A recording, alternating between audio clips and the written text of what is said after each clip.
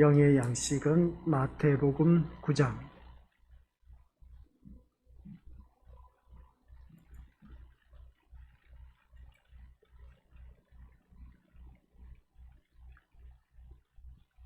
9절부터 13절까지 우리 한 목소리로 합독하도록 하겠습니다.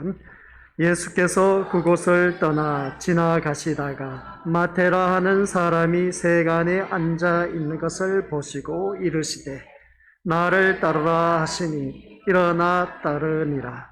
예수께서 마태의 집에서 앉아 음식을 잡수실 때에 많은 세리와 죄인들이 와서 예수와 그의 제자들과 함께 앉았더니 바리새인들이 보고 그의 제자들에게 이르되 어찌하여 너희 선생은 세리와 죄인들과 함께 잡수시느냐. 예수께서 들으시고 이르시되 건강한 자에게는 의사가 쓸데없고 병든 자에게라야 쓸데있느니라. 너희는 가서 내가 긍휼을 원하고 제사를 원하지 아니하노라 하신 뜻이 무엇인지 배우라. 나는 의인을 부르러 온 것이 아니요 죄인을 부르러 왔노라 하시니라. 아멘. 이 말씀은 하나님께서 하신 말씀을 통해서 우리에게 주신 교훈의 제목 같이 읽어보도록 하겠습니다. 시작. 죄인을 부르러 왔노라. 아버지 하나님, 은혜 가운데 오늘 또한 우리 귀한 믿음의 심령들 성경 말씀을 바라보니 의인을 부르러 오신 예수님이어야 하는데 왜 죄인을 부르러 왔는지 오늘 이 말씀을 통해서 깨닫게 하옵소서. 그리하여 더욱더 우리가 주님 앞에 감사하며 믿음 생활 잘하면서 하나님 영광 기쁨이 될 수 있는 우리 모든 아버지 한 백성 되게 하옵소서. 예수님의 이름으로 기도드립니다. 아멘. 오늘 우리가 읽은 본문 말씀을 바라봤을 때에 마태, 그러니까 예수님의 제자 마태를 부르는 그 모습을 보게 됩니다. 그런데 마태가 갖고 있는 직업이 뭐냐? 세리였습니다. 그러니까 로마 정권 하에 있다 보니까 그러니까 로마 총독이 유대주의자들, 그러니까 유대 이스라엘 백성들 가운데 한 사람을 세워서 세금을 징수하게 하는 것을 보게 됩니다. 그래서 이스라엘 백성들은 로마 정권 억압하에 있다 보니까 세금 징수하는 일이 이만저만 일이 아니었음을 보게 됩니다. 그러고 보면 한마디로 표현해서 마태는 이스라엘 백성들을 바라보았을 때에 매국노와 다를 바 없는 그런 종노릇했다라는 것을 바라보게 됩니다. 우리나라가 일제치하에 있었을 때에 일본 잔심부름을 하면서 먹고 살았던 그런 자들이 참 많이 있음을 보게 됩니다. 그런 그 모습을 볼 때에 오늘 또한 본문 속에서 마태가 바로 그러한 인물이었다라는 것을 바라보게 된 것이죠. 어떻게 보면은 그 세금 징수하는데 그 백성들이 얼마나 힘들겠습니까? 그래서 강제적으로 세금 징수하면서 갖다 바치는 그런 마태였습니다. 그런 마태에게 우리 주님이 찾아가셔서 함께 하시고 식사를 했다 하는 것을 보게 된 것이죠. 그래서 이러한 모습을 바라봤을 때에 그렇습니다. 11절 말씀 보니까 바리새인들이 보고 그의 제자들에게 이르되 어찌하여 너희 선생은 세리와 죄인들과 함께 잡수시느냐 하는 그 말씀을 보게 됩니다. 이 말씀을 보면서 12절 말씀 우리 다 같이 읽어보도록 하겠습니다. 시작. 예수께서 들으시고 이르시되 건강한 자에게는 의사가 쓸데없고 병든 자에게라야 쓸데있느니라. 아멘. 이 말씀을 보니까 우리 믿음의 것들 의사에게는 어느 누구든지 그렇습니다. 병든 자에게만 필요하지 병든지 아니하고 건강한 사람에게는 의사가 필요 없다. 그런 말씀 내용입니다. 그러면서 주님이 하신 말씀 13절 말씀 보니까 하반절에 나는 의인을 부르러 온 것이 아니라 죄인을 부르러 왔다라는 이 말씀이었습니다. 오늘 우리 믿음의 식구들 한번 자기 자신을 들여다보면서 나는 죄인인가 의인인가 한번 자기 자신을 점검하면서 예수님이 왜 그러면 여기서 말씀하고 있는 것을 볼 때에 의인을 부르러 온 것이 아니라 죄인을 부르러 왔을까? 우리가 생각했을 때는 분명히 한결같이 의인을 부르러 왔음을 바라보게 되는데 그러나 오늘 본문 말씀을 보니까 죄인을 부르러 왔다는 것을 알 수가 있습니다. 이 말씀이 좀 아이러니한 그 모습을 보게 된 것이죠. 사람들은 그렇습니다. 어느 회사든지 그 회사원을 채용할 때에 거기에 맞는 그러니까 회사에서 원하는 그런 자격을 갖춘 사람을 들어서 이제 그 회사원으로 채용하는 것을 바라보게 된 겁니다. 그런 것처럼 오늘 주님께서도 부르는 그 모습을 바라봤을 때 죄인이 아닌 의인을 불러야 되는데 왜 죄인을 불렀느냐라는 말씀입니다. 그러기 전에 이 말씀을 우리가 풀어가기 위해서는 먼저 우리에게 주신 주제가 뭐냐라고 했을 때 은혜란 무엇인가 라는 주제로 우리가 이 말씀을 우리가 들어야 된다. 이것을 꼭 기억하시기 바랍니다. 은혜를 알고 보면은 우리는 은혜를 깨닫게 되면 은혜를 제대로 알게 되면 우리 믿음의 것들 왜 주님이 의인이 아닌 죄인을 부르러 왔는지 알 수가 있다는 말씀입니다. 교회를 찾는 많은 사람은 하나님의 말씀에서 위로를 받고 힘을 얻고 기쁨을 누리는 것을 경험하기를 원하고 있습니다. 오늘 이 자리에 나오신 우리 믿음의 식구들 또한 역시 이러한 마음으로 주님 앞에 나왔을 겁니다. 내가 지금 견디고 있는 힘들고 어려운 일들 그런 것으로 인해서 힘을 얻고 소망을 갖고 기쁨을 얻기 위해서 이 자리에 나오셨으라 봅니다. 뭔가 소망이 있는 그런 메시지를 듣기 위해서 이 자리에 나온 것을 보게 됩니다. 한마디로 말씀해서 은혜를 받기 원한다라는 것을 알 수가 있는 것이죠. 이러한 마음은 우리 믿음의 것들에게 동일하게 주어진 것을 알 수가 있습니다. 그런데 주의해야 할 것이 뭐냐? 은혜 받는다라는 말의 의미이다라는 것입니다. 그리고 은혜의 상태가 어떤 것인가를 바르게 알아야 된다는 것이죠. 그렇지 않으면 은혜 받는다라는 것을 본인의 그 감정적 상태로 기준해서 판단해버리는 경우를 바라보게 되는데 이러한 우를 범한 것이 오늘 한국교회의 실상이라고 해도 과언이 아닌 것을 보게 됩니다. 그래서 우리가 찬송을 부를 때에 은혜가 된다고 하고 설교가 은혜가 된다는 말을 하지만 그 말의 대부분은 자기 감정과 연결되어 있다는 것을 알 수가 있습니다. 그래서 마치 사람이 노래방에서 노래를 부르면 기분이 좋아지는 것처럼 찬송을 부르면서 기분이 좋아지거나 눈물이 나는 것 등을 은혜 받은 것으로 여기는 것을 우리가 알 수가 있습니다. 설교도 다르지 않습니다. 설교의 내용이 자신의 생각과 일치가 되어서 공감이 되거나 여러 가지 우스갯말로 인해서 실컷 웃고 난 다음에 기분 좋은 상태를 은혜 받은 것으로 오해하기도 한 것을 바라보게 된 것이죠. 하지만 이러한 은혜는 은혜가 아닐 뿐더러 말 그대로 공허한 것에 지나지 않는다는 것입니다. 그럼 도대체 은혜가 어떤 것을 말할 것인가 하는 것을 우리가 기억하자는 것이죠.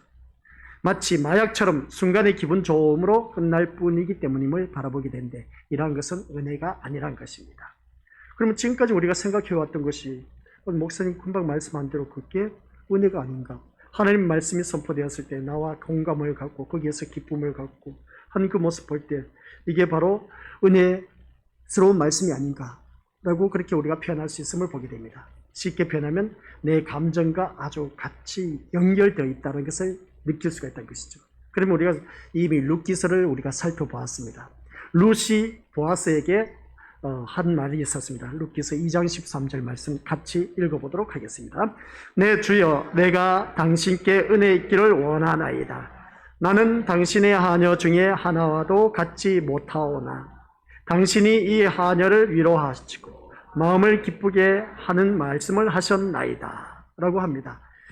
이 말씀을 바라보니까 내 주여 내가 당신께 은혜 있기를 원하나이다 하는 이 말씀, 나는 당신의 하녀 중에 하나와도 같지 못하오나 당신이 이 하녀를 위로하시고 마음을 기쁘게 하는 말씀을 하셨나이다 하면서 이 룻이 너무나 고마워한 그 모습을 보게 됩니다. 그래서 이방 여인인 룻이 보아스의 밭에서 이삭을 줍고 있을 때 그것을 본 보아스가 룻에게 또다시 말을 합니다. 룻기서 2장 8절 시작. 내 딸아 들으라. 이삭을 주우러 다른 밭으로 가지 말며 여기서 떠나지 말고 나의 소녀들과 함께 있으라는 이 말을 합니다. 그러자 룻이 또 뭐라고 하느냐. 나는 이방 여인이오늘 당신이 어찌하여 내게 은혜를 베푸시며 나를 돌아보시나이까 라고 하는 것을 보게 됩니다. 그러자 보아스가 또다시 말을 합니다. 시작. 여호와께서 내 행한 일을 보응하시기를 원하며 이스라엘의 하나님 여호와께서 그 날개 아래 보호를 받으러 온 내게 온전한 상 주시기를 원하노라 라고 한 것을 알 수가 있습니다. 그리고 룻은 보아스의 이 말이 자신에게 위로가 되고 마음을 기쁘게 하였다고 한 것을 보게 됩니다. 즉 은혜가 되었다라는 것이죠. 보아스의 말이 룻에게 있어서 위로가 되고 기쁨이 될 수 있었던 것은 이스라엘 사람과 함께 할 수 없는 이방 여인이라는 자신의 처지 때문이었음을 보게 됩니다. 그래서 이스라엘과 함께 할 수 없는 룻을 보아스가 여호와의 날개 아래 보호받으러 온 자로 여기면서 이스라엘 백성과 다를 바 없이 여겨준 것을 룻은 은혜라고 한 것을 보게 됩니다. 바로 이것입니다. 우리 믿음의 것들. 즉 룻에게 있어서 은혜는 단순히 곡식을 마음대로 줍도록 한 것이 아니고 양식을 해결할 수 있게 된 것에 대한 기쁨 때문 또한 아니란 것입니다. 무슨 말씀이냐? 보아스가 시녀보다 못한 이방인의 자신을 받아준 것에 대한 기쁨이었습니다. 이것이 바로 은혜란 것이죠. 시녀보다 못한 이방인 주제에 나를 받아주었다는 그 자체가 너무나 고맙고 감사한 것. 그게 바로 은혜란 것이죠. 그러므로 은혜는 자신이 어떤 존재인가를 아는 자에게만 해당하는 것이다. 그런 것을 오늘 이 말씀을 통해서 주신 것을 보게 됩니다. 그러니까 우리가 은혜 받았다라고 했을 때 자신이 어떤 존재인가를 아는 사람. 이 룻이 어떻습니까? 시녀보다 그 하녀보다 못한 그런 이방인 나를 똑같이 대우해 주니까 거기에 대해서 너무나 감사한 그 모습을 보게 됩니다. 내가 누구인가를 주제 파악할 줄 아는 자. 그래서 내가 어떠한 존재인가를 아는 자가 바로 은혜 받을 수가 있다라는 말씀입니다. 오늘 이 자리에 나와서 우리가 믿음의 식구들 모두가 은혜 받기 위해서 이 자리에 나오셨습니다. 그러면 이 자리에 나오는 그 이유는 은혜 받기 위해서 나오셨다는 것이죠. 그래서 일단 은혜 받고 보면 우리 믿음의 식구들 모든 걱정, 근심, 문제점들 다 해결함을 받을 수가 있습니다. 내가 세상 걱정, 근심으로 산적해 있다가 하나님 말씀을 듣다 보니까 그 모든 문제가 별것 아닌 것처럼 가볍게 여겨지는 그런 때가 있었음을 보게 됩니다. 그런 경험을 또한 우리 믿음의 식구들은 하셨습니다. 그런데 우리 믿음의 식구들 이 말씀을 들으면서 그러면 내가 은혜 받았다라는 것을 느낄 수가 있다는 것이죠. 그런 것처럼 내가 어떠한 사람인가를 알게 되었을 때에 그 은혜가 넘치게 된다는 것을 다시 한 번 더 깨닫게 되는 것입니다. 그러므로 은혜는 자신이 어떤 존재인가를 아는 것에 우리가 해당된다라고 했는데 우리가 더욱더 자기 자신을 잘 알면은 은혜 받을 수밖에 없습니다. 오늘 이 자리에 나온 우리 것들 이 말씀을 우리가 뒤집어 보면 그렇습니다. 자기 자신의 주제 파악할 줄 모르는 사람은 은혜가 안 된다는 것이죠. 그래서 모든 예배 시간은 하나님께서 나에게 맞는 코드의 말씀을 주셨는데 그 말씀을 우리가 귀담아 듣고 그 말씀 속에서 나를 들여다볼 줄 아는 사람이 은혜 받을 수가 있다. 그러나 나를 볼 줄 모르는 사람은 은혜가 없다는 것이죠. 룻처럼 하나님께 나올 수 없는 존재가 하나님이 함께 하시고 하늘의 좋은 것에 참여할 수 있게 된 것을 알고 감사하는 것이 곧 은혜의 상태라는 것입니다. 내가 오늘 이 자리에 나오게 된 것 또한 하늘의 놀라운 이 축복의 자리 나왔음에도 불구하고 이것을 내가 감히 받아 누릴 수 없음에도 불구하고 나에게 귀한 말씀으로 허락해 주신 것, 이게 바로 나에게 주어진 은혜의 상태라고 말할 수가 있음을 보게 됩니다. 그래서 오늘 본문의 말씀이 우리를 이러한 참된 은혜의 상태로 이끌어가고 있다는 것을 알 수가 있습니다. 그래서 먼저 은혜가 어떠한 것인가를 알았을 때에 하나님께서 우리에게 주신 귀한 그 교훈이 오늘 제목이 뭐라고 했습니까? 죄인을 부르러 왔노라 라고 하신 것을 알 수가 있습니다. 그러면 그 죄인을 부르러 왔는데 그 죄인이 누구였습니까? 오늘 본문 말씀 바라보니까 세리 마태였습니다. 죄인과 함께 하신 예수님이라는 주제가 있음을 보게 됩니다. 그래서 우리 믿음의 고수들 오늘 이 자리에 앉아 계신 우리 고수들 나는 죄인이 아니라고 할 사람 누가 있겠습니까? 단 우리가 영적으로 어느 누구든지 제 사함의 은총, 과거, 현재, 미래 모든 죄까지 사함의 은총을 받았습니다. 이게 바로 십자가의 은혜인 것이죠. 그래서 우리는 의인이 되었습니다. 의인이 되었지만 죄를 범하지 않고 살아갈 수 있는 사람 어디 있겠습니까? 완벽한 의인은 없습니다. 오직 우리 예수님밖에 없다는 것이죠. 그래서 우리는 날마다 죄를 범한 가운데서 살아왔는데 세상 윤리 도덕적으로 나는 깨끗합니다. 그러나 하나님의 말씀을 펼쳐놨을 때 보면 나는 죄인이란 것이죠. 그래서 이 죄인인 나를 주님이 이 시간 함께 하신 그 모습 보게 됩니다. 언제가 우리 믿음의 모습들 임마누엘에 대한 말씀을 들어서 잘 알고 계시다 봅니다. 임마누엘의 하나님, 왜 주님이 나와 함께 하시느냐라고 했을 때 그게 바로 임마누엘 하나님, 지금까지 나를 지켜주시고 보호하시고 인도하신 그 하나님이 임마누엘의 하나님이라고 우리가 다들 잘 알고 계십니다. 맞는 말씀입니다. 그러나 우리는 이제 새롭게 임마누엘의 하나님을 써내려 가자라고 했습니다. 그것은 뭐냐? 지금 하나님이 나와 함께 하신 이유는 나를 심판하시기 위해서 이 자리에 함께하고 계신다라는 걸 꼭 기억하시기 바랍니다. 심판이라고 하니까 좀 무서운 생각 들지 않습니까? 그러나 그 심판이란 것은 우리가 이 세상에서 심판받는 것이 낫지 하나님 앞에 섰을 때에 그 보좌, 백보좌 심판대 앞에 섰을 때 우리 거기서 심판 앞에 섰을 때 우리가 지옥에 떨어지면 어떻게 되겠습니까? 차라리 이 세상에서 심판받으면서 내가 하나님의 자녀다운 의로운 모습으로 거듭난다면 이것보다 더 큰 축복이 없다는 것이죠. 그래서 지금 임마누엘의 하나님께서 지금 나와 함께하고 계신 그 하나님, 나를 심판하시기 위해서 이 자리에 함께 하신다는 것을 꼭 기억하시기 바랍니다. 그러면 그 심판이 어떻게 심판하시느냐? 공의와 정의로 심판하신다고 했습니다. 그러면 그 공의와 정의로 심판하신, 우리를 불의를 보고 가만히 참지 못한 사람들 많이 있지 않습니까? 어찌 사람이 저렇게 행동을 하지? 하면서 어떻습니까? 요즘 젊은 아이들한테 말을 했다간 오히려 얻어 터지기나 합니다. 옛날에는 어르신들의 말이 먹혀들었는데 요즘 같으면 당신 나에게 밥을 주었느냐, 옷을 사주었느냐, 용돈을 주었느냐, 그렇게 말하면서 오히려 공격합니다. 바른 소리를 하면. 그래서 지나간 그 젊은 아이들, 학생들, 그리고 어떤 청년들을 바라보고 교훈하다 보면 오히려 화가 미친 것을 보게 됩니다. 참 무서운 세상에 살고 있는 것을 보게 된 것이죠. 이런 그 모습을 바라봤을 때 우리 믿음으로서 이게 바로 옆에서 보니까 아니 정말 해도 너무한 그런 모습을 보게 됩니다. 불의를 보고 참지 못한 사람. 그래서 옆에 있다가 참다 못해서 이제 거기에 참가하는 그 모습을 보게 된 것이죠. 이게 바로 정의인 겁니다. 그런 삶으로 살아가는 그런 자들, 우리가 삶 속에서도 그런 일들이 참 많이 있음을 보게 됩니다. 그리고 또한 하나님께서 우리를 공의로 심판하신다고 했습니다. 공의로운 심판이 어떤 것일까? 공의의 열매는 어느 누구든지 우리 믿음으로서 잘 알고 있는 것처럼 화평, 평화라고 했습니다. 그리고 어떤 그 공의의 열매 결과는 뭐냐라고 했을 때 평안과 안전이라고 했습니다. 내 마음에 평안이 없고 안전이 없다면 우리 믿음으로서 백발백중 지금 내가 하나님의 심판을 받고 있다. 라는 걸 꼭 기억하시기 바랍니다. 내 자리가 이 자리에 앉아 계신 우리 믿음으로서 지금 내 마음에 평안이 없다. 안전이 없다. 라는 것은 두말할 것도 없이 하나님의 심판을 받고 있다는 걸 꼭 기억하시기 바랍니다. 그래서 지금 임마누엘의 하나님이 나를 심판하고 계신데 내 마음이 불안하다, 긴장 초조감이 있다 라고 했을 때는 그것은 내가 지금 하나님으로부터 심판을 받고 있다는 것을 깨달으시고, 그러면 내가 하나님 앞에 이 평안이 없는 이유는 무엇일까? 뭔가 내가 잘못된 것에 초점을 맞추고 있다는 것을 기억하시길 바랍니다. 그래서 이 예배 시간이 이 평안이 넘치고 기쁨이 넘쳐야 되는데 그러지 못하다면 우리 것들 내가 지금 다른 생각을 하고 있다는 것이고 마귀 사탄의 심부름을 하고 있다는 것을 본인 스스로가 깨달으시면 되는 겁니다. 그리고 또한 임마누엘의 하나님께서는 세상 모든 정욕을 끊어버리기 위해서 지금 하나님이 나와 함께하고 계신다는 사실 꼭 기억하시길 바랍니다. 근데 오늘 이 자리에 나오신 우리 믿음의 식구들께서는 그 임마누엘의 하나님, 세상 정욕 다 끊어버리고 이 날씨 좋은 날 벚꽃 구경하고 꽃놀이 하면서 놀이 어떻습니까? 이곳저곳 놀러 다닐 수가 있었을 텐데 모처럼 쉬는 날인데 이렇게 건물에 갇혀서 예배를 드린다 하니까 이것보다 더 고통스러운 것이 어디 있겠습니까? 그러나 그런 모든 정욕을 끊어버리고 세상 것을 포기하고 이 자리에 나와 앉아 계신 우리 믿음의 식구들 정말 잘하고 계신 겁니다. 지금 임마누엘의 하나님이 우리 믿음의 식구들과 함께하고 계신다는 것을 알 수가 있습니다. 그리고 또 우리가 기억해야 할 것이 뭐냐? 임마누엘의 하나님 했을 때 내 뜻 주장한 것이 아니라 하나님의 뜻이 이루어지기 위해서 하나님께서 하나님의 뜻을 이루기 위해서 지금 주님이 나와 함께하고 계신다는 사실.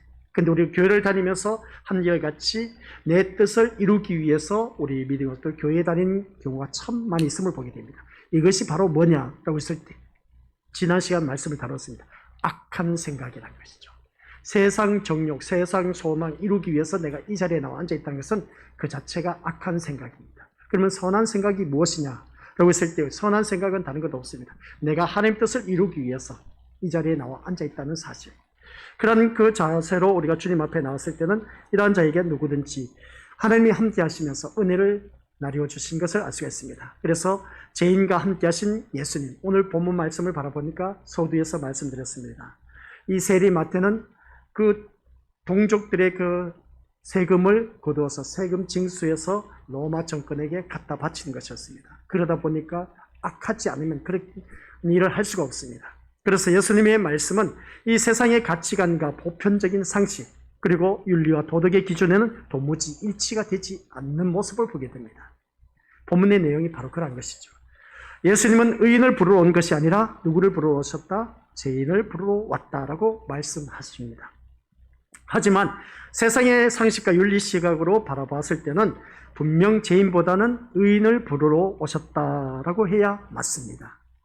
의인이 더 우대를 받고 칭찬을 받아야 하는 것이 일반적인 우리들의 상식입니다. 대신 죄인에게는 비난이 쏟아지는 것은 두말할 것도 없이 우리에게 주어진 통상적인 모습인 것을 알 수가 있다는 것이죠. 그러면 오늘 본문에 등장하는 이 세리는 유대인들에게 있어서는 우리가 다들 잘 알고 있는 것처럼 세금을 거두어서 이제 로마 총독에게 갖다 바치는 일. 그래서 죄인은 유대 사회에서의 도덕적 규범과 전통적 규례를 지키지 않는 사람들을 일컫는 말씀임을 바라보게 됩니다.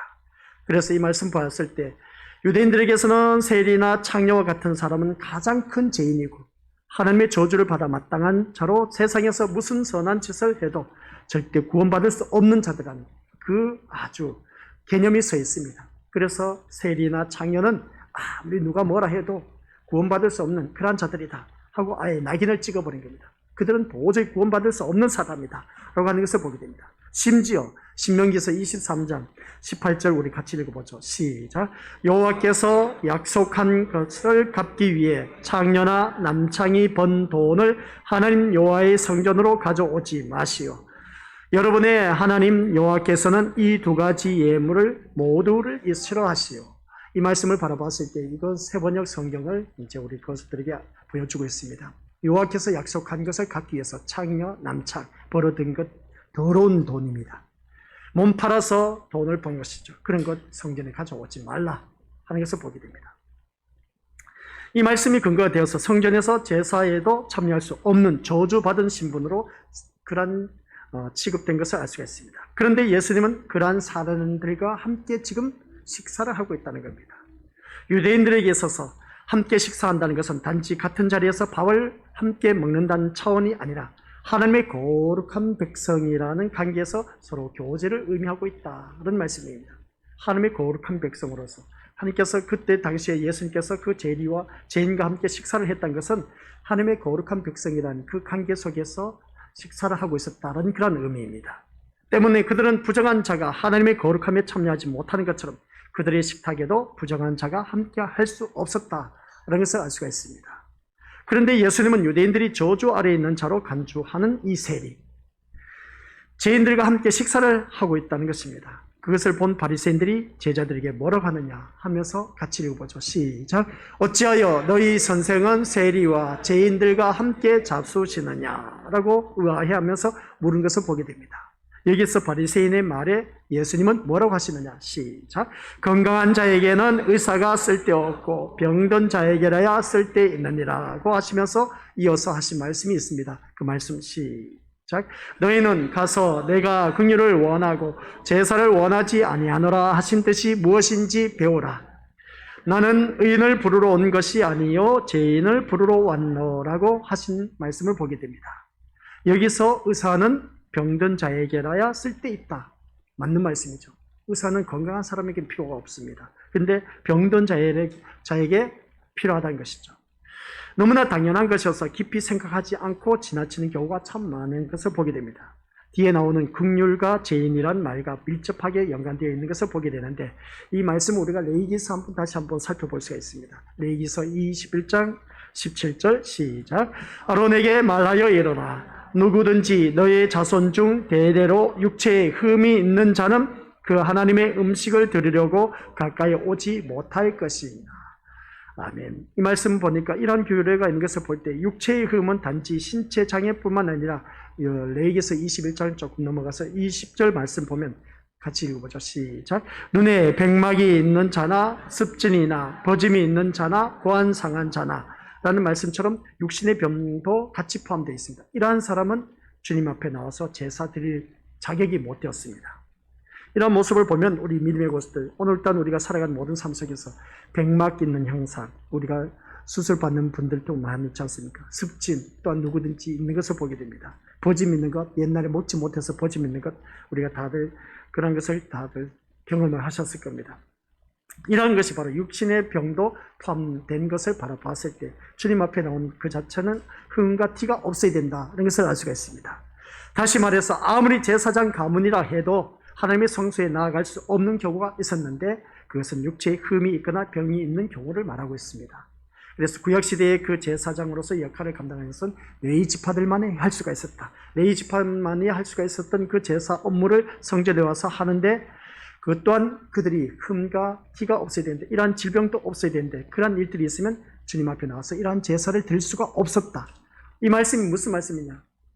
그러면 구약시대의 그 말씀을 바라보면 오늘 신약 이 시대에 제사 드리고 있는 우리들의 모습, 바로 이 예배가 제사입니다. 제사드리는데 흠과 티가 없어야 됩니다. 육신의 질병도 없어야 되고 몸에 상한 것이 없어야 됩니다.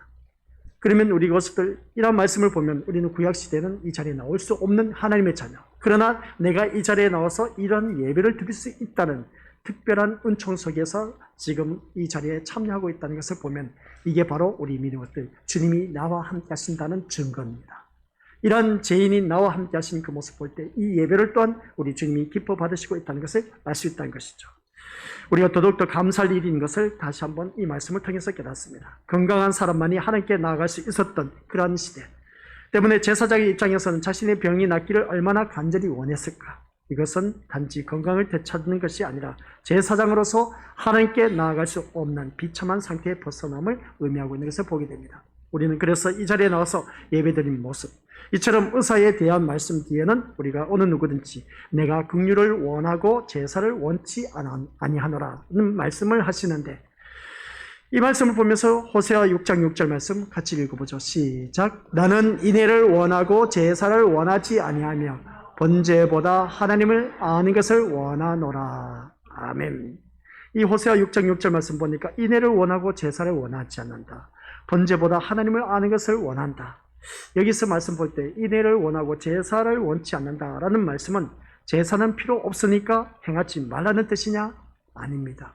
우리 믿음으로서 인애를 원하고 제사를 원한다라고 했을 때에 제사를 원하지 않는다 했을 때 제사가 오늘 예배를 말하고 있습니다. 그러면 하나님의 인애, 하나님의 사랑, 그 인애가 바로 우리 믿음으로서 긍휼입니다. 하나님의 긍휼하심 속에서 하나님의 사랑을 받고 있는 우리들을 말하고 있는 것이죠. 그래서 하나님의 인애, 즉 긍휼을 알지 못하는 제사는 제사가 아니며 또한 하나님이 원하신 바도 아니란 것이다. 이 말씀입니다. 그러면 이 말씀이 무슨 말씀이냐? 하나님의 긍휼을 알지 못하고 예배를 드리는 자는 하나님이 원하신 바가 아니다 라는 것입니다. 하나님의 긍휼하심, 하나님이 나를 불쌍히 여겨서 이 자리에 나와 앉아서 예배 드리게 하고 계신다는 사실, 하나님이 나를 얼마나 불쌍히 여겼으면 정말 세상에서 잘난 사람들 많이 있는데 그래서 잘난 사람들은 이 자리에 나오지 못합니다. 그래서 그러한 사람은 부르지를 않아. 그러나 지질나게 못난 사람, 죄인인 나를 불러주셨다는 겁니다. 그런 그 모습 볼 때 아니 세상에 그렇게 잘난 사람, 똑똑한 사람 많은데 그러한 사람은 부르지 않고 나처럼 못난 사람 불러서 이렇게 하나님의 이 거룩한 자리에서 예배드리게 해주신다니 이것보다 더 좋은 은혜가 어디 있겠느냐 라는 그런 말씀입니다. 듣고 보니까 기분 나쁘기도 한데 어떻게 보면 또 주님이 나를 불러주셨다니까 기분이 좋아. 내가 세상 사람들보다 못한 것이 뭐가 있어? 라고 생각하신 분들 금방 마음에 우리가 스쳐 지나가신 분들이 있을 겁니다. 아니 내가 다른 사람들보다 못한 것이 뭐가 있냐고 하면서 그렇게 말하실 수 있을지 모르지만 그러나 우리 그것을 기억하시길 바랍니다. 하나님은 그 죄인된 나를 불러주셔서 이 긍휼의 자리에 초대한 우리 주님, 그 주님의 은혜가 너무나 고맙고 감사해서 이 예배를 드리고 있는 우리 믿음의 것들 하나님께서 기뻐하신다는 말씀입니다. 쉽게 표현하면 그렇습니다. 여기서 말씀하고 있는 것은 우리가 기억해야 할 것이 뭐냐, 내가 죽어야 할 죄인인데 짐승을 대신 받고 나를 살려주시는 것. 구약시대는 그렇습니다. 짐승이 대신 인간의 죄를 짊어지고 죽어야만 했던 것을 보게 됩니다. 그게 바로 번제인 겁니다. 그래서 그 번제를 태워서 하나님 앞에 제사를 드린 것이죠. 나의 모든 죄를 짐승에게 전가해서 그 짐승이 죽음으로 인해서 내 죄의 사함의 은총을 받는 것을 보게 된 것이죠. 그런 그 모습을 볼 때 정말 우리는 오늘 이 시간 내가 죽어야 마땅할 나를 대신해서 어떻습니까? 그 짐승이 죽어서 이제 제 사함의 은총을 받는 구약시대. 그러나 오늘 우리는 신약시대는 짐승이 아닌 예수님이 내 대신 어느 누구든지 이 모든 죄를 짊어지시고 대신 십자가에 죽으셨다는 그런 말씀입니다. 그래서 우리는 그 은혜에 감사해서 이 자리에 나온 우리 것들이 되었을 때에 그 하나님께서 우리를 얼마나 긍휼히 여기셨으면, 우리를 얼마나 불쌍히 여기셨으면 자기 아들까지 내어놓으셔서 이 구약시대에 있었던 그 제사 제물 짐승 대신 우리 주님께서 인류의 모든 죄를 다 대신 짊어지게 하시고 죽으시게 하셨다라는 것입니다. 그러면 그 은혜 가운데 우리가 이 자리에 나와서 제사함의 은총을 받아 이 예배를 드리고 있다는 말씀입니다. 그런데 유대인들은 제사장을 앞세워서 제물만 바치면 제사가 되는 것으로 여겼다는 것입니다. 그러니까 유대인들은 제사장을 앞세워서 제사만 드리면 자기의 모든 죄가, 그러니까 모든 자신들은 자동적으로 하나님이 거룩한 백성으로 되는 것으로 간주하고 있었다는 것입니다. 이런 모습을 보니까 우리 믿음으로서 오늘 우리들의 모습과 똑같은 것을 보게 됩니다. 예배만 드리면 자연스럽게 거룩한 백성이 되어서 하나님 나라에 가는가 보다. 아니요. 우리 이것도 그런 마음을 갖고 있다면 큰코 다친다는 것을 꼭 기억하시기 바랍니다. 유대인들이 몰랐던 것은 자신들이야말로 하나님께 나아갈 수 없는 병든 자들이었음을 보게 됩니다. 오늘 또한 그들이 몰랐던 본인들이 스스로 병든 자임에도 불구하고 병든 자들인 것을 모르고 있었다는 것이죠. 이 말씀 듣고 보면 이 말씀 오늘 우리에게 이제 바꿔서 말하면 뭡니까? 내가 죄인인 줄도 모르고 이 자리에 나와 앉아있는 그러한 심령들. 근데 나는 지은 죄가 없다고 생각하신 분들 또한 생각하시다 봅니다. 아직도 나는 하나님의 말씀의 깊이를 모르고 있다는 것이고, 또한 내가 죄인이라는 것을 깨닫는 사람은 정말 나는 날마다 죄인이로서, 그래서 사도 바울이 고백하는 것이 뭐겠습니까? 나는 죄인 중에 개수로다. 그렇게 고백한 이유가 뭐겠습니까? 물론 지은 죄도 많이 있었을 겁니다. 근데 우리가 오늘 이 자리에 앉아 계신 우리 것들, 내가 죄인이라고 인식할 수 있는 분이 어디 있겠느냐 것이죠. 나는 잘못한 것이 없다는 겁니다. 세상 윤리 도덕의 기준을 두고 있다는 것을 보게 된 것이죠. 말씀의 기준을 두고 있다면 내가 죄인이라는 것을 다시 한 번 더 깨닫게 되는 것입니다. 그래서 우리는 어느 누구를 막론하고 이 육신은 건강하나 그 영혼은 병들었고 흠투성이라는 것을 몰랐던 유대인들이 오늘 우리들의 모습을 보게 됩니다. 내 육신은 건강합니다. 그런데 내 영혼은 병들어 있는 것을 알 수가 없다는 것이죠. 자신이 영혼이 병들었는지 안 들었는지 그것도 분간하지 못하고 이 자리에 나오신 우리 믿음의 것들, 괜찮습니다. 이 자리에 나온 것 자체만으로도 하나님의 긍휼하신 분 속에서 우리 믿음의 식구들을 불러 모으셨습니다. 이 자리에 나온 것은 아무나 나올 수가 없다고 했습니다. 하나님이 인도하심을 받아야만 이 자리에 나올 수가 있다고 했습니다. 그리고 보면 이 자리에 나오신 우리 것들은 하나님의 인도하심을 받아서 이 자리에 나오셨기 때문에 분명히 우리 하나님께서 무엇인가 오늘 이 자리에 앉아 계신 우리 것들에게 무엇인가 주고 싶어하는 것이 있다는 것이죠. 그러면 그게 뭐냐는 것입니다. 그게 다른 것이 아니라 우리 주님이 죄인과 함께 하신 그 예수님, 지금 나와 함께 하신 예수님, 그것을 알려주기 위한 것이다. 이것을 꼭 기억하시기 바랍니다. 그래서 하나님의 규례를 더욱더 세부적으로 만들어서 철저하게 실천하는 그 유대인들의 삶의 모습, 그것으로 말미암아 그들은 의롭고 건강하고 거룩한 백성으로 여겨졌던 그들의 모습, 이것이 바로 오늘 우리 믿음의 것들, 그들은 불쌍히 여겨주시는 하나님의 긍휼을 알 수 없었던 것을 보게 되는데 그들만의 그 자기들이 세워놓은 규례가 있었음을 보게 됩니다. 그것으로 인해서 그것만 지키면 우리는 하나님의 백성으로서, 거룩한 백성으로서, 우리는 천국 백성으로서 살아간다. 하나님의 보호하심을 받아 누릴 수가 있다. 그런 개념을 갖고 있었던 것을 보게 됩니다. 쉽게 표현하면 자기가 세워놓은 율법인 겁니다. 자기가 세워놓은 율법 속에 그것을 지키면 나는 거룩한 백성이 되었다. 이게 바로 오늘 신약시대에 믿음 생활하고 있는 우리들에게도 그대로 반영되고 있다는 겁니다.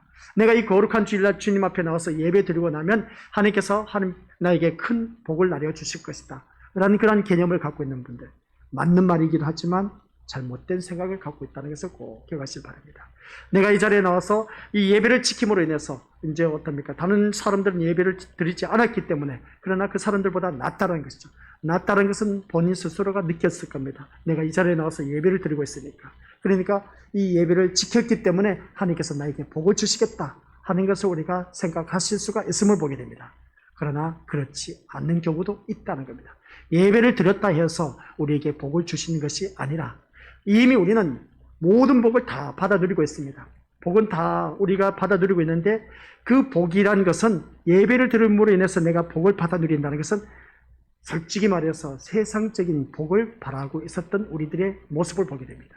마음 밑바탕에 복이란 이야기는 하지만 영적인 복이 아닌 세상적인 복을 우리가 이미 마음에 배어져 있는 것을 보게 된 겁니다.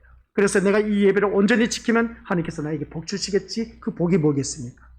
솔직히 말해서 영적인 복입니까? 육적인 복입니까?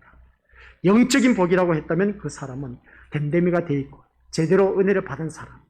그러나 아직도 내가 육적인 복을 생각하고 있으면서 이 예배를 드린다 하신 분은 아직도 우리는 건마에 불과한 그런 초신자에 불과하다는 것을 우리가 알 수가 있습니다. 그래서 오늘 이 말씀을 볼 때 우리가 불쌍히 여겨주시는 긍휼은 자신을 불쌍히 여김 받아야 할 대상으로 바라보는 사람에게 해당되는 것이기 때문에 그렇습니다. 이 말씀을 듣다 보면 그렇습니다. 내가 이 불쌍히 여김을 받아야 할 대상이라는 그 나의 모습, 이게 바로 우리 민족들 죄인과 함께 하신 예수님. 주님이 나와 함께 하신 것을 바라보면 너는 죄인이야. 죄인이지만 그러나 내가 너와 함께 하고 있어. 그래서 내가 너와 함께 하고 있는 이유는 내가 너를 긍휼히 여기기 때문에 그래. 긍휼히 여기기 때문에 내가 너와 함께 하면서 네가 잘못된 것에 대해서 내가 심판을 하고, 네가 세상 정욕을 끊어버리기 위해서 내가 함께 하고, 또한 네 뜻을 펼치기 위해서 내가 너와 함께 하는 것이 아니라 내 뜻을 펼치기 위해서, 하나님 뜻을 이루기 위해서 내가 너와 함께 하고 있어. 결론은 뭐냐? 예수님께서 그랬지 않습니까? 십자가 사건을 눈앞에 두고 겟세마네에서 동산에 기도를 합니다. 그 기도를 하신 모습을 바라봤을 때 아버지여 할만하시거든 이 잔을 내게서 옮기시옵소서 라고 하신 그 기도 다들 잘 알고 계시죠? 그게 뭐겠습니까? 십자가를 눈앞에 두고 있습니다. 이 십자가 내 원대로 마옵시고 아버지의 원대로 되기를 원하나이다. 내 뜻을 이루기 위해서 기도를 하는 그 예수님의 모습이 오늘 나의 모습이지 않습니까? 그런데 결국은 어떻게 됐습니까? 십자가를 져야만 했던 하나님 뜻대로 이루어진 것을 보게 됩니다. 오늘 이 자리에 나와서 우리가 기도하는 그 모습 속에서 아버지 하나님, 이 모든 기도 내 뜻대로 마옵시고 아버지의 원대로 이루어지기를 원하나이다 라고 그렇게 기도할 수 있는 그러한 심령들, 참 얼마나 귀한 믿음의 사람인지 모릅니다. 그러나 아직도 우리는 세상 것을 향해서 이것저것 허락하여 주옵시고 이루어 주옵소서, 이거 허락해 주지 않으면 안 됩니다. 세상 것을 붙잡고 기도하는 그 자체가 이미 악한 생각이라고 우리가 말씀을 들어서 우리가 잘 알고 있습니다. 그러나 그것을 통해서 우리는 선한 생각으로 바꿔야 됩니다.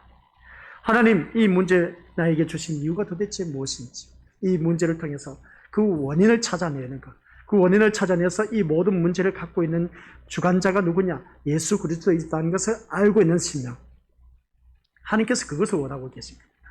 그러면 이 문제를 통해서 하나님 영광 드러내기를 원하신다면 아버지 하나님, 제가 할 일이 무엇이겠습니까? 하고 묻는 사람, 이러한 사람이 선한 생각을 갖고 있는 사람입니다. 근데 우리는 당장 이 눈앞에 놓여져 있는 문제 때문에 이 문제 좀 해결해 주시옵소서 라고 기도하는 그런 경우가 다반사라는 겁니다. 이러한 사람들은 한결같이 우리 민족들 이 본문 속에서 바리새인들이 말했던 것처럼 이 예수님께서 너희가 어찌 죄인들과 함께 식사를 하느냐 하고 하는 이 모습을 보게 된 겁니다. 똑같은 것이죠. 자기들이 생각해 놓은 룰이 있습니다. 틀이 있습니다. 거기에서 벗어나면 죄인이란 것이죠. 잘못되었다는 겁니다. 여기서 우리가 벗어나자는 겁니다. 오늘 죄인과 함께 하신 예수님이 왜 나와 함께 하고 계시는지, 그래서 예수님은 불쌍히 여겨주시는 하나님의 긍휼의 은총을 베풀기 위해서 오늘 이 자리에 오신 것입니다. 그러므로 예수님이 부르시는 사람은 자신이 불쌍히 여김 받아야 할 존재라는 것을 아는 사람, 즉 죄인들이었다는 것을 알 수가 있습니다. 그 죄인이었다는 것을 세리 마태에게 찾아가는 그 모습을 보게 됩니다. 그 예수님이 오늘 나를 찾아오셨습니다. 그러면 우리는 이 자리에 앉아 계시는 우리들, 나 자신을 들여다보면서 세 번째 주제가 뭡니까? 죄인임을 아십니까? 내가 죄인임을 아십니까? 라고 물어보시는 겁니다. 우리 서로 옆에 있는 미리 배우스들에게 물어보시기 바랍니다. 죄인임을 아십니까? 아니 무슨 말이냐고, 나 죄 지은 게 없다니까? 아직도 그 생각 갖고 계신 분들, 오늘 이 말씀을 통해서 죄인임을 아십니까? 라고 했을 때 내가 죄인이란 것을 제대로 알고 있느냐? 하는 말씀입니다. 근데 내가 세상적으로 바라보면 지은 죄가 없는데 왜 자꾸 내가 죄인임을 아십니까? 묻고 있느냐는 것이죠. 그래서 오늘 우리에게 중요한 것은 자신이 예수님 앞에서 죄인이란 사실을 아느냐라는 것입니다. 물론 신자라면 누구나 자신을 죄인이라고 말하는 것을 보게 됩니다. 나는 의인이다라고 할 사람은 교회에서 교주로 행세하고 있는 주로 목사 말고는 없을 것임을 보게 됩니다. 목사는 다 막 의인인 줄 알고 한 그런 모습을 보게 된 것이죠. 하지만 그런 경우도 사이비를 제외하고는 직접적으로 자신을 의인이라고 지칭하지는 않습니다. 근데 내가 의인이라고 하는 그런 사이비 이단 종교 집단들, 우리 곳에 신천지, 구원파 많이 있지 않습니까? 통일교, 그런 그 여호와의 증인들 쭉 살펴보면 너무나 많습니다. 그런 자들은 자기가 교주가 되다 보니까 내가 의인이라고 행사하는 모습 보게 됩니다. 그래서 오히려 지독할 정도로 자신을 죄인으로 규정하면서 그것을 자신의 정당함으로 삼는 경우도 많다는 것을 생각하면서 우리 믿음의 것들 기억하시길 바랍니다. 오늘 이 말씀을 통해서 내가 정말 죄인으로 규정하면서 하나님 앞에 나와서 엎드리며 하나님의 도움을 구하는 것 때문에 우리 모두는 자신을 죄인이라고 여긴다고 해서 예수님께서 죄인으로 나아간다고 생각하면 안 된다는 것입니다. 무슨 말씀이냐? 중요한 것은 죄인이란 말을 하는 것이 아니라 진심으로 자신의 불쌍히 여김을 받아야 할 죄인으로 여기면서 하나님의 긍휼을 구하는 자로 나오느냐는 그 말씀입니다. 죄인이란 단어보다는 하나님의 긍휼하심을 정말 내가 불쌍히 여김을 받아서 이 자리에 나오면서 우리 하나님의 긍휼을 구하는 자로 내가 나오느냐, 하나님이 나를 불쌍히 여겨 주옵소서 하면서 우리가 주님 앞에 나오는 그런 자가 되어야 된다는 말씀입니다. 누구든지 죄인입니다. 그러나 하나님의 긍휼하심을 바라보면서 이 자리에 나온 우리 믿음의 식구들, 하나님께서 기뻐 받으신 그 모습을 보게 됩니다. 그래서 구절을 보면 마태가 세간에 앉아있는 것을 보시고 예수님께서 뭐라고 합니까? 나를 따르라 하는 그 모습 보게 됩니다. 그리고 예수님을 따르는 마태에게 어떻습니까? 우리 믿음의 식구들 이 말씀을 보면 가장 먼저 보여주신 것은 세리와 죄인들과 함께 식사하는 것이었습니다. 그에 대한 바리새인의 반응과 예수님의 말씀을 우리가 보게 된 것이죠. 그 모습 보면 세리, 죄인들과 함께 식사하는 예수님, 이 바리새인들은 도저히 용납이 안 됐던 것을 보게 됩니다. 어찌 저 인간하고 식사를 할 수 있느냐는 것입니다. 이것을 통해서 예수님은 세리였던 마태에게 그가 잊지 말아야 하는 것은 뭐겠습니까? 죄인인 자신을 부르셨음을 가르치고 한 것을 알 수가 있습니다. 봤지? 주위 사람들이 바리새인들이 너를 향해서 죄인이라고 한다. 마태야, 너는 어떻게 생각하냐? 너 그걸 알아야 돼. 내가 그래서 너가 죄인인 걸 알면서도 내가 너와 식사를 하고 있는 거야. 그러면 너는 어떻게 해야 되겠냐? 하는 그런 말씀입니다. 쉽게 표현하면 모두가 너를 손가락질을 하고 있지 않느냐? 죄인이라고. 근데 너 앞에 앉아있는 내가 누구냐? 예수라는 것이죠. 그럼 내가 너와 함께 지금 식사를 하고 있어 하는 그 말씀이었습니다. 이것을 알라는 것이죠. 다시 말해서 마태가 예수님을 따르면서 평생토록 잊지 말아야 하는 것은 자신은 불쌍히 여겨주심을 받아야 할 존재에 지나지 않는다는 것을 기억하라는 겁니다. 그리고 이것은 우리에게도 다르지 않습니다. 우리가 평생 신앙의 길을 가면서 잊지 말아야 하는 것이 뭐겠습니까? 나는 불쌍히 여김 받아야 할 존재이고 병든 자일 뿐이라는 사실. 이 사실을 잊지 않는 신자에게 하나님의 말씀은 룻처럼 위로와 기쁨이 되는 것을 알 수가 있습니다. 그래서 예수님에 대한 이야기가 하나하나가 위로가 되고 기쁨이 되고 천국에 대한 말씀 또한 힘과 소망이 되고 있다는 것을 알 수가 있습니다. 그러니까 하나님께서 나를 불쌍히 여겨주셔서 죄인인 마태야, 내가 너와 함께하고 있다. 그런 너 일평생 잊지 말아야 된다. 너는 내가 너를 통해서 불쌍히 여김을 받았기 때문에 내가 너와 함께하고 있다는 것을 기억하면서, 그래서 내가 주는 말씀 하나하나 받아 먹으면서 위로가 되고 기쁨이 되고 소망이 넘친, 그래서 천국에 대한 말씀 또한 나에게 힘이 되어주고 소망이 되는 것을 느끼라는 것을 말씀하고 있다는 것을 보게 됩니다. 오늘 이 자리에 앉아 계신 우리 것들, 바로 내가 주님이 나와 함께 하시면서 이 자리에 나를 부르셨습니다. 그러면 우리는 이 말씀 하나하나 들으면서 나에게 힘이 되고 소망이 되는 그런 기쁨 속에 살아가는 우리가 되어야 된다는 말씀입니다. 예수님의 말씀대로라면 의인은 부르심에서 제외되었습니다. 오늘 본문 말씀을 보니까 내가 의인을 부르러 온 것이 아니라고 했습니다. 의인은 제외되었습니다. 즉 천국에 해당 안 된다는 것이죠. 누구를 부르러 왔다? 죄인을 부르러 왔답니다. 아니, 우리가 생각해 보자는 겁니다. 분명히 우리가 천국 들어가려면 의인만이 들어갈 수가 있다겠습니다. 근데 예수님 여기서 말씀하는 의인은 제외되었습니다. 천국에 들어갈 대상은 누구다? 죄인만이 들어갈 수가 있다는 겁니다. 이야, 이 말씀 보니까 참 희한하네. 아이러니하지 않습니까? 분명히 의인을 부르러 온 것이 아니라 죄인을 부르러 왔다. 그 사람만이 천국에 들어갈 수 있다. 의인이 오히려 천국에 가야 맞는데 왜 천국은 이 죄인이 들어갈 수 있을까? 의인은 거부가 되었습니다. 헷갈리죠, 우리 미니머스들. 천국은 오직 예수님의 의만 요구하기 때문에 그렇습니다. 뭐라고요? 천국에는 오직 예수님의 의만 요구되기 때문에 그렇다. 다시 말씀드리겠습니다. 천국은 오직 예수님의 의만 요구됩니다. 세상에서 말하는 의가 아닌 예수님이 요구한 의가 무엇이냐, 그 말하고 있습니다. 그런데 예수님이 말씀한 의는 자기의 의를 가지고 있는 사람. 오늘 본문 속에서 말씀하고 있는 여기 의는 누구라고요? 자기 의를 드러내는 사람, 자기를 뽐내는 사람, 내가 잘났다고 만방에 떠벌리는 사람, 그 사람을 두고 말하는 겁니다. 이러한 사람은 천국에 못 들어간다. 내가 그러한 사람 부르러 온 것이 아니다. 자기 잘난 모습에 사는 사람 내가 무엇하러 부르러 왔느냐는 말씀 내용입니다. 그러나 오늘 이 자리에 나오신 우리 믿음원들은 자기 잘난 모습에 살지 아니하고 하나님의 은혜 가운데 우리를 불러주셨습니다. 바로 내가 죄인이란 것이죠. 참 잘하셨습니다. 자신이 행한 것을 의로운 신앙 행위로 여기면서 그 의를 근거 삼아서 하나님 앞에 정당한 존재가 되고자 하는 그 의인, 이것은 우리 것들 주님이 원하신 의인이 아니었습니다. 이들은 자신을 불쌍히 여김 받을 대상으로 보지 않기 때문에 자연히 불쌍히 여겨주시는 하나님의 긍휼에는 마음을 두지 않고 있다는 겁니다. 하나님의 긍휼에 마음을 둘 수 있는 자들만이 이 자리에 나올 수가 있다는 겁니다. 이런 사람들이 예수님을 거부하는 그 모습. 그래서 오늘 우리 믿음으로서 의인, 그래서 이 자리에 나오지 못하신 분들은 바라보면 그렇습니다. 예수님의 그 긍휼하심, 그 하나님의 긍휼하심을 거부한 사람들, 그러한 사람들은 내가 잘났다, 내가 예수님 아니어도 내가 잘 먹고 잘 산다 하는 그런 사람들, 자기 의를 내세우는 사람들, 그런 사람들은 한결같이 부르러 오지 아니하셨다는 말씀입니다. 그러나 우리는 이 자리에 나오신 모습 보면 그래도 주님이 나를 불러주신 이유는 여기에 속해 있습니다. 어디에 속해 있느냐? 하나님께서 죄인인 나를 부르셨다라는 사실. 그래서 우리가 잊지 말아야 하는 것은 인간은 항상 자신의 정당성을 추구하는 것을 보게 됩니다. 합리화시키는 것이죠. 너보다 나는 정당하다. 난 너보다 깨끗하다. 난 너보다 솔직하다. 난 너보다 진실하다. 난 너보다 뭔가 반듯하게 살아왔다. 이런 속성을 갖고 있는 사람들. 이것은 자기가 만들어 놓은 룰이고 규칙인 것을 보게 됩니다. 규례인 것을 보게 됩니다. 이게 바리새인들의 모습인 겁니다.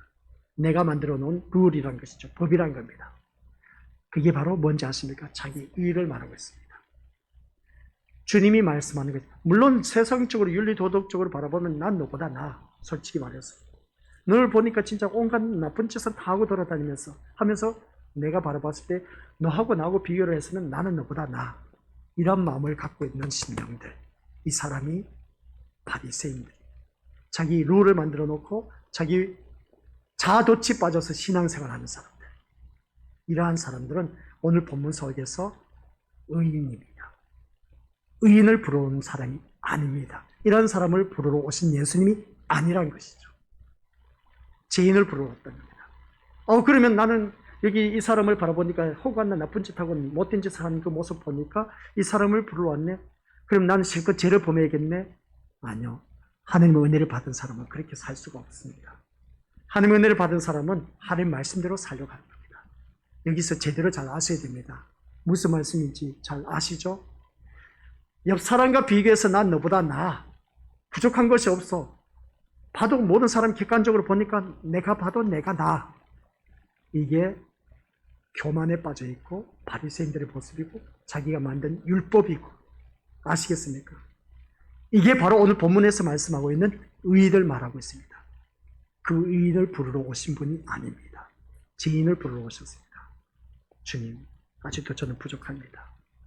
제가 말씀대로 살고는 있지만 정말 내가 부족한 것이 너무나 많습니다. 하나님의 긍휼하심이 아니면 제가 감히 어찌 제가 하나님 백성이라고 말할 수 있겠습니까? 나 같은 죄인을 불러주셔서 너무나 고맙습니다. 항상 이렇게 겸손한 자세로 이 하나님의 긍휼하심을 바라보면서 주님을 찾는 사람, 그게 바로 오늘 본문에서 죄인으로 초대받은 사람, 바로 오늘 이 자리에 앉아 계신 우리 믿음의 식구들입니다. 잘난 사람, 이 자리에 나올 수 없습니다. 자기 고집을 내세우면서 자기 의를 내세우다 보니까 그 사람들을 부르러 온 것이 아닌 겁니다. 그러다 보니까 그 사람들이 이 자리에 나오지 못합니다.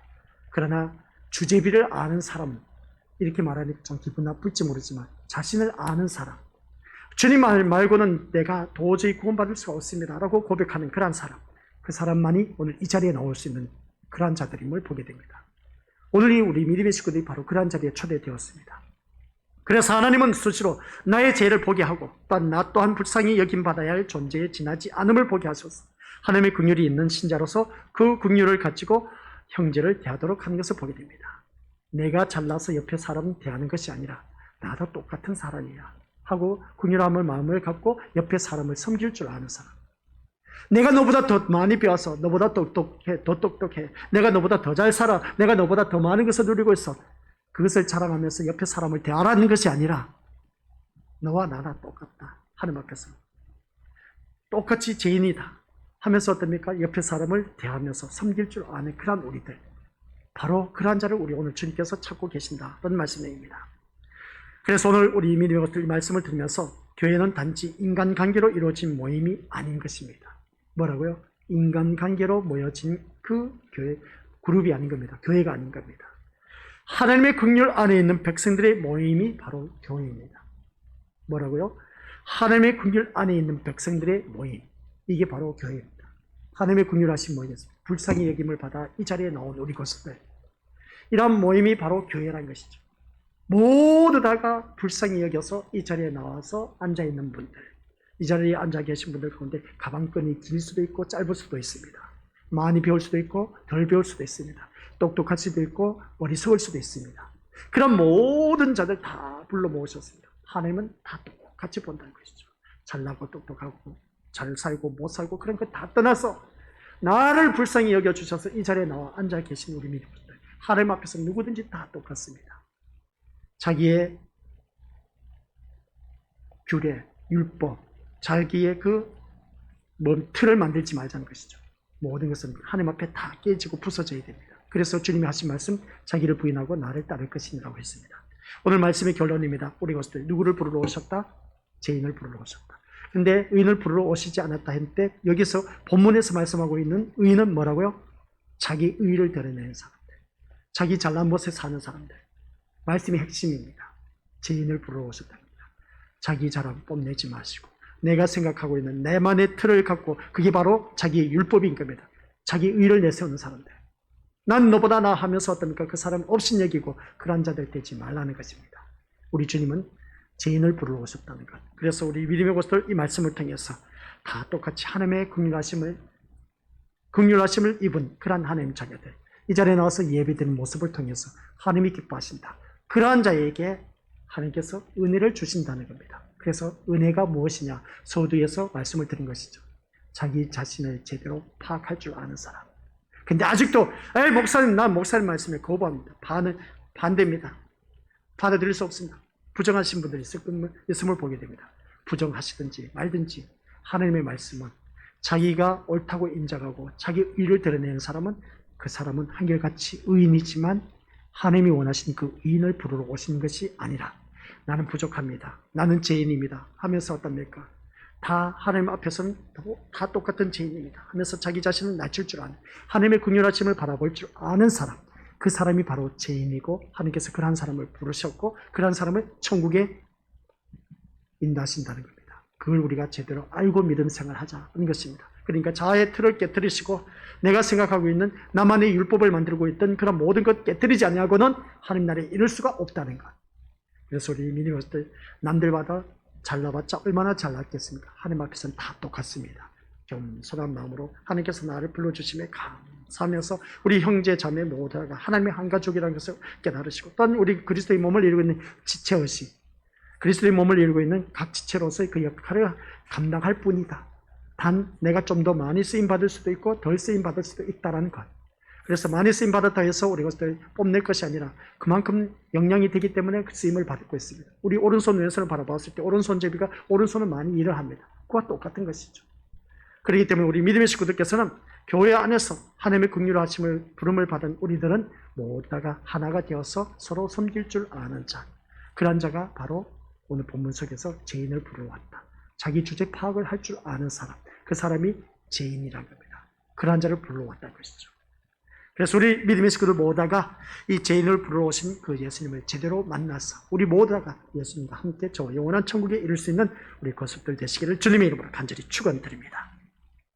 아버지 하나님 은혜 감사드립니다. 우리 귀한 믿음의 심령들, 죄인을 부르러 왔노라. 의인을 부르러 온 것이 아니라고 했습니다. 그 의인은 누구냐? 자기 의를 드러낸 것, 자기 잘난 것을 드러낸 것, 자기가 남들보다 무엇보다도 낫다는 것을 나타내는 그러한 자들을 부르러 온 것이 아니라는 것.